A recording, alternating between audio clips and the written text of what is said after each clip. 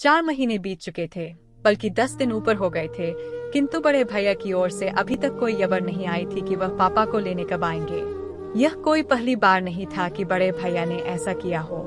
हर बार उनका ऐसा ही रवैया रहता है। जब भी पापा को रखने की उनकी बारी आती है, वह समस्याओं से गुजरने लगते हैं। कभी भाभी की तबीयत खराब हो जाती है, कभी ऑफिस का काम बढ़ जाता है और उनकी छुट्टी कैंसिल हो जाती है। विवश होकर मुझे ही पापा को छोड़ने मुंबई जाना पड़ता है। हमेशा की तरह इस बार भी पापा की जाने की इच्छा नहीं थी, किंतु मैंने इस ओर ध्यान नहीं दिया और उनका व अपना मुंबई का रिजर्वेशन करवा लिया। दिल्ली मुंबई राजधानी एक्सप्रेस अपने टाइम पर थी। सेकंड एसी की निचली बर्थ पर पापा को बैठाकर सामने की बर्थ पर मैं भी बैठ गया। साथ वाली सीट पर एक सज्जन पहले से विराजमान थे, बाकी बर्थ खाली थी। कुछ ही देर में ट्रेन चल पड़ी। अपनी जेब से मोबाइल निकाल मैं देख रहा था, तभी कानों से पापा का स्वर टकराया, मुन्ना, कुछ दिन तो तू भी रहेगा न मुंबई में। मेरा दिल लगा रहेगा और प्रतीक को भी अच्छा लगेगा। पापा के स्वर की आर्द्रता पर तो मेरा ध्यान गया नहीं, मन ही मन में खींच उठा।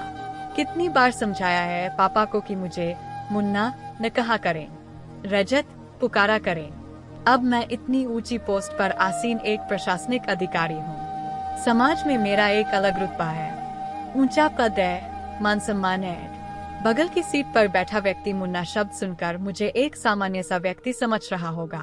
मैं तनिक जोर से बोला, पापा, परसों मेरी गवर्नर के साथ मीटिंग है, मैं मुंबई में कैसे रुक सकता हूँ। पापा के चेहरे पर निराशा की बदलियां छा गई। मैं उनसे कुछ कहता, तभी मेरा मोबाइल बज उठा। रितु का फोन था। भर्राए स्वर में वह कर रही थी, पापा ठीक से बैठ गए?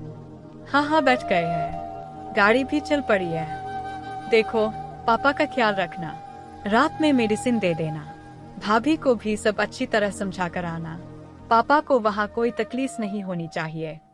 नहीं होगी, मैंने फोन काट दिया। रितु का फोन था, मेरी चिंता कर रही होगी। पापा के चेहरे पर वात्सल्य उमड़ आया था। रात में खाना खाकर पापा सो गए। थोड़ी देर में गाड़ी कोटा स्टेशन पर रुकी और यात्रियों के शोरगुल से हड़कंप मच गया। तभी कंपार्टमेंट का दरवाजा खोलकर जो व्यक्ति अंदर आया, उसे देख मुझे बेहद आश्चर्य हुआ। मैं तो सोच भी नहीं सकता था कि रमाशंकर से इस तरह ट्रेन में मुलाकात होगी। एक समय रमाशंकर मेरा पड़ोसी और सहपाठी था। हम दोनों के बीच मित्रता कम और नंबरों को लेकर प्रतिस्पर्धा अधिक रहती थी।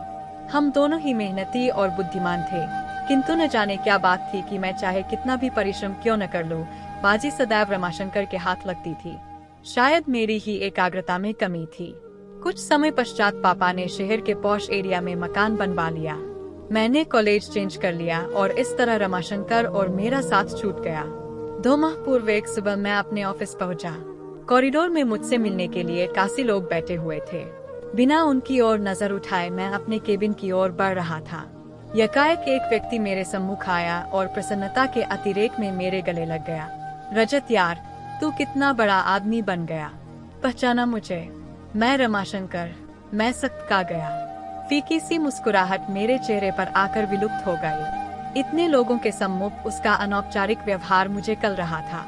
वह भी शायद मेरे मनोभावों को ता गया था। तभी तो एक लंबी प्रतीक्षा के उपरांत जब वह मेरे केबिन में दाखिल हुआ, तो समझ चुका था कि वह अपने सहपाठी से नहीं, बल्कि एक प्रशासनिक अधिकारी से मिल रहा था। उसका मुझे सर कहना मेरे आह को संतुष्ट कर गया।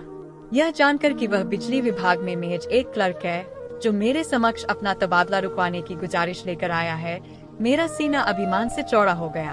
कॉलेज के प्रिंसिपल और टीचर्स तो क्या, मेरे सभी कलीग्स भी यही कहते थे कि एक दिन रमाशंकर बहुत बड़ा आदमी बनेगा। आज मैं कहां से कहां पहुंच गया और वह पिछली स्मृतियों को पीछे धकेल में वर्तमान में पहुंचा तो देखा, रमाशंकर ने अपनी वृद्ध मां को साइड की सीट पर लिटा दिया और स्वयं उनके करीब बैठ गया। एक उड़ती सी नजर उस पर डाल मैंने अखबार पर आंखें गड़ा दी। तभी रमाशंकर बोला, नमस्ते सर, मैंने तो देखा ही नहीं कि आप बैठे हैं। मैंने नम्र स्वर में पूछा, कैसे हो रमाशंकर? ठीक हूँ सर। कोटा कैसे आना हुआ? छोटी बुआ की बेटी की शादी में आया था, अब मुंबई जा रहा हूँ। शायद आपको याद हो, मेरा एक छोटा भाई था। छोटा भाई? हाँ याद आया। क्या नाम था उसका? मैंने स्मृति पर जोर डालने का उपक्रम किया, जबकि मुझे अच्छी तरह याद था कि उसका नाम देवेश था। सर, आप इतने ऊंचे पद पर हैं, आए दिन हजारों लोगों से मिलते हैं, आपको कहाँ याद होगा? देवेश नाम है उसका सर। पता नहीं उसने मुझ पर व्यंग्य किया था या साधारण रूप से कहा था, फिर भी मेरी गर्दन कुछ तनसी गई। उस पर एहसान सा लाते हुए मैं बोला, देखो रमाशंकर, यह मेरा ऑफिस नहीं है, इसलिए सर कहना बंद करो और मुझे मेरे नाम से पुकारो। हाँ तो तुम क्या बता रहे थे? देवेश मुंबई में है। हाँ रजत, उसने वहाँ मकान खरीदा है। 2 दिन पश्चात उसका गृह प्रवेश है। 4-5 दिन बाहर रहकर मैं और अम्मा दिल्ली लौट आएंगे। इस उम्र में इन्हें इतना घुमा रहे हो। अम्मा की आने की बहुत इच्छा थी। इंसान की उम्र भले ही बढ़ जाए, इच्छाएं तो नहीं मरती। हाँ यह तो है। पिताजी कैसे हैं? पिताजी का 2 वर्ष पूर्व स्वर्गवास हो गया था। अम्मा यह दुख झेल नहीं पाई और उन्हें हार्ट अटैक आ गया था, बस तभी से वह बीमार रहती है। अब तो अल्जाइमर भी बढ़ गया है, तब तो उन्हें संभालना मुश्किल होता होगा। क्या करते हो? 6 महीने दोनों भाई रखते होंगे। ऐसा पूछकर मैं शायद अपने मन को तसल्ली दे रहा था। आशा के विपरीत रमाशंकर बोला, नहीं नहीं, मैं तो ऐसा सोच भी नहीं सकता। अम्मा शुरू से दिल्ली में रही है, उनका कहीं और मन लगना मुश्किल है। मैं नहीं चाहता इस उम्र में उनकी स्थिति पेंडुलम जैसी हो जाए, कभी इधर तो कभी उधर। कितनी पीड़ा होगी उन्हें यह देखकर कि पिताजी के जाते ही उनका कोई घर ही नहीं रहा, वह हम पर बोए है। मैं मुस्कुराया, रमाशंकर, इंसान को थोड़ा व्यावहारिक भी होना चाहिए। जीवन में सिर्फ भावुकता से काम नहीं चलता है। अक्सर इंसान दायित्व उठाते उठाते थक जाता है और तब ये विचार मन को उद्वेलित करने लगते हैं कि अकेले हम ही क्यों माँ बाप की सेवा करें, दूसरा क्यों न करे। पता नहीं रजत, मैं जरा पुराने विचारों का इंसान हूँ। मेरा तो यह मानना है कि हर इंसान की करनी उसके साथ है। कोई भी काम मुश्किल तभी लगता है जब उसे बोझ समझकर किया जाए। माँ बाप क्या कभी अपने बच्चों को बोझ समझते हैं? आधे अधूरे कर्तव्यों में कभी आस्था नहीं होती रजत, मात्र औपचारिकता होती है। और सबसे बड़ी बात, जाने अनजाने हमारे कर्म ही तो संस्कार बनकर हमारे बच्चों के द्वारा हमारे सम्मुख आते हैं। समय रहते यह छोटी सी बात इंसान की समझ में आ जाए तो उसका बुढ़ापा भी संवर जाए। मुझे ऐसा लगा मानो रमाशंकर ने मेरे मुख पर तमाचा जड़ दिया हो। मैंने शब्द मौन सोने का उपक्रम करने लगा, किंतु नींद मेरी आंखों से अब कोसों दूर हो चुकी थी। रमाशंकर की बातें मेरे दिलो दिमाग में हथौड़े बरसा रही थी। इतने वर्षों से संचित किया हुआ अभिमान पल भर में चूर चूर हो गया था।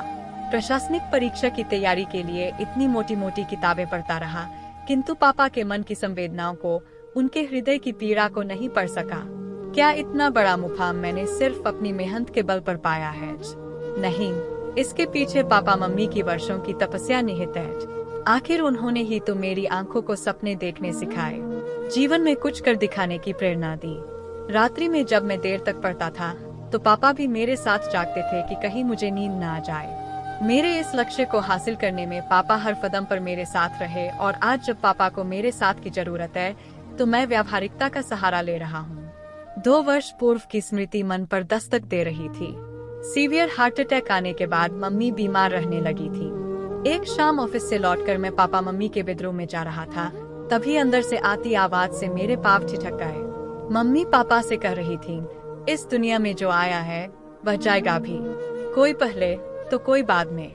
इतने इंटेलेक्चुअल होते हुए भी आप इस सच्चाई से मुंह मोड़ना चाह रहे हैं। मैं क्या करूं पूजा? तुम्हारे बिना अपने अस्तित्व की कल्पना भी मेरे लिए कठिन है। कभी सोचा है तुमने कि तुम्हारे बाद मेरा क्या होगा? पापा का कंठ अवरुद्ध हो गया था, किंतु मम्मी तनिक भी विचलित नहीं हुई और शांत स्वर में बोली थी, आपकी तरफ से तो मैं पूरी तरह से निश्चिंत हूँ। रजत और ऋतु आपका बहुत ख्याल रखेंगे।